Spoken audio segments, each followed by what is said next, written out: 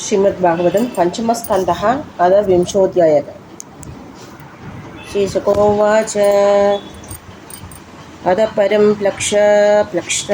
प्लक्षादीनां प्रमाणलक्षणसंस्थानदो वर्षविभाग उपवर्ण्यते।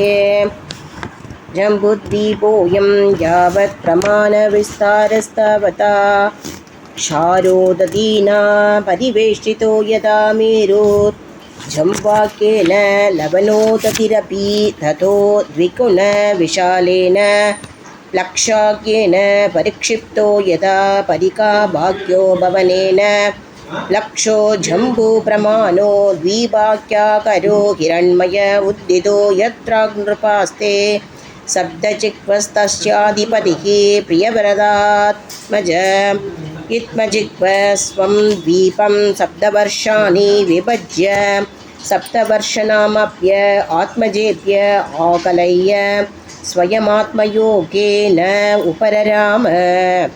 शिवं यवशं सुभद्रं शान्तं क्षेमम् अमृतम् अभयमिति वर्षाणि देशो गिरयो नत्यच्च शब्दैवाभिज्ञाताः। मणिकूटो वज्रकूटो इन्द्रसेनो ज्योतिष्मान् सुवर्णो हिरण्यष्टिवो मेकमाल इति सेतुशैलाः अरुणा नृषाम् आङ्गिरसी सावित्री सुप्रभाता ऋदम्बरा सत्यम्बरा इति महानद्यः यासां जलोपस्पर्शन विदूत रजस्तमसो हंसपदं कोत्वायन सत्याङ्ग सभ्यज्ञा चत्वारो वर्णा सहस्रायुषो विबुधोपम सन्दर्शन प्रजनना स्वर्गद्वारं त्रय्या विद्यया भगवन्तं त्रयीमयं सूर्यमात्मानं यजन्ते। रत्नस्य विष्णोरूपं यस्यर्थश्च ब्रह्मणः अमृतस्य च मृतेश्यो च सूर्यमात्मानमीमगिति।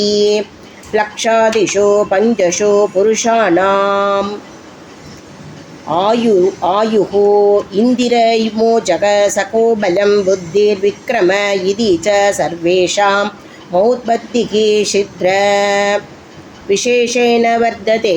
लक्ष स्वसमानेनेक्षुः अशोदेनावृतो यथा तथा द्वीपोऽपि शाल्मलो द्विगुणविशालक समानेन सुरोदेनावृतः परिवृन्ते। यत्र वै शाल्मले प्लक्षयामा यस्यां वाव किल निर्यमावुः पशुपद छन्दस्तुतः पदत्रिराजस्य सा द्विपकूटये उपलक्ष्यति। तत्पीबाधिपतिः प्रियव्रतात्मजो यज्ञबाहुः स्वसुतेभ्यः शब्दस्यस्तन्नामानि शब्दवर्षाणि व्यपचत् सुरोचनं सौमनस्यं रमणकं देववर्षं भारीपत्रमाभ्यानम् अविज्ञातमिति देषु वर्षात्रयो नत्यच्च शब्दैवाभिज्ञाता स्वरसक शतशृङ्गो वामदेव कुन्दो मुकुन्द पुष्पवर्षक सहस्रसितिरिति अनुमतिः श्रीनिवाली सरस्वती कुहू रजनी नन्दाराकेति।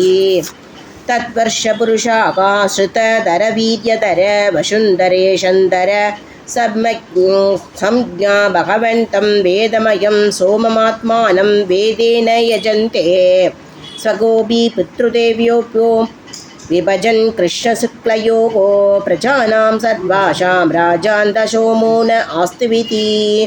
एवं सुरोदात् बहिष्ठत् द्विगुणः समानेनावृतो कृतो तेन यदा पूर्व कुशद्वीपो यस्मिन् कुशस्तम्भो देवकृतः तत् दीपाख्याकरो ज्वलन इवापरः स्वशुष्परोक्षिषो दिशो विराजयति।